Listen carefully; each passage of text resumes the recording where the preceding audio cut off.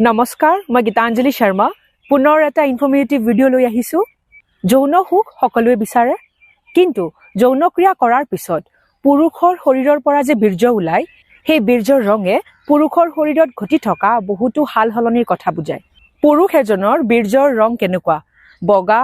হালধীয়া ৰঙা নে সেউজীয়া বীৰ্যৰ ৰঙে বুজাব পুৰুষৰ শৰীৰত কি ঘটি আছে এই ভিডিঅ'টোত ডিটেইলত বুজিম পুৰুষৰ বীৰ্যৰ কি ৰঙে কি বুজায় তেন্তে আহক পলম নকৰাকে ভিডিঅ'টো ষ্টাৰ্ট কৰো সাধাৰণতে পুৰুষসকলে জানে যে তেখেতসকলৰ বীৰ্যৰ ৰং বগা হয়তো আপোনালোকে ইউটিউব চেনেলত দেখিছে নতুবা কিতাপত পঢ়িছে সেইবাবে হয়তো আপোনালোকে দৈনন্দিন জীৱনত আপোনাৰ বীৰ্যৰ ৰং কেনেকুৱা হেয়া চাবলৈ পাহৰি যায় আপুনি ইগনোৰ কৰে কিন্তু আসলতে আপোনাৰ বীৰ্যৰ ৰং কেনেকুৱা হেয়া জনাটো হেয়া পৰীক্ষা কৰাটো বহুতেই জৰুৰী আহক কথা পাতো বীৰ্যৰ কি ৰঙে কি বুজায় প্ৰথমতে কথা পাতিম বগা ৰঙৰ বীৰ্যৰ বিষয়ে যদিহে আপোনাৰ বীৰ্যৰ ৰং বগা তেতিয়াহলে সেই বীৰ্যক বহুতে হেলদি বীৰ্য বুলি গণ্য কৰা হয় আপোনাৰ বীৰ্যৰ কোৱালিটি বহুতেই বেছি ভাল যদি আপুনি পিতৃ হ'ব বিচাৰে তেতিয়াহলে খুব ধুনিয়াকে পিতৃৰ সুখ পাব পাৰে বগা বীৰ্যই বুজায় আপুনি এজন খুব স্বাস্থ্যৱান পুৰুষ যদি আপোনাৰ বীৰ্যৰ ৰং হালধীয়া দাঁত হালধীয়াও হ'ব পাৰে পাতল হালধীয়াও হ'ব পাৰে যদি বীৰ্যৰ ৰং হালধীয়া তেতিয়াহলে পৰাপক্ষত এইটোৱে আপোনাৰ শৰীৰত কিবা ৰোগ আছে বুলি প্ৰমাণিত নকৰে কিন্তু এয়া হেলদিও নহয় মানে বহুত বেছি ভাল কোৱালিটিৰো নহয় হালধীয়া বীৰ্য এয়া বুজায় যে আপুনি খুব বেছি মাষ্টাৰবেট কৰে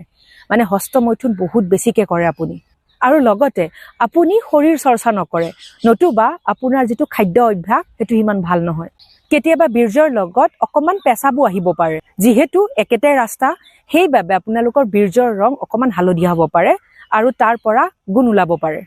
যদি আপোনাৰ বীৰ্যৰ ৰং সেউজীয়া আৰু হালধীয়া এই দুটা ৰং মিক্স হৈ আহে মানে কেতিয়াবা হালধীয়া যেন লাগে সেউজীয়া যেনো লাগে তেতিয়াহলে তৎক্ষণাত আপুনি এজন ইউৰলজিষ্টৰ ওচৰ চাপক বীৰ্যৰ ৰং সেউজীয়া মানে আপোনাৰ শৰীৰত কিবা নহয় কিবা এটা ইনফেকচন হৈছে আৰু কেতিয়াবা এনেকুৱা হ'ব পাৰে সেই বীৰ্যৰ পৰা বহুত বেয়া গুণ ওলায় যদি আপোনাৰ বীৰ্যৰ ৰং সেউজীয়া তেতিয়াহলে হয়তো আপোনাৰ ইউৰিনৰ প্ৰব্লেম ঘটিছে নতুবা UTI হৈছে ইনফেকচন যে হয় নতুবা পুৰুষৰ প্ৰষ্টেটৰ প্ৰব্লেম আহে আৰু লগতে জণ্ডিছ সেইবাবে পলম নকৰাকে এজন ইউৰলজিষ্টৰ ওচৰ চাপক ইয়াৰ পিছত ৰঙা বীৰ্যই কি বুজায়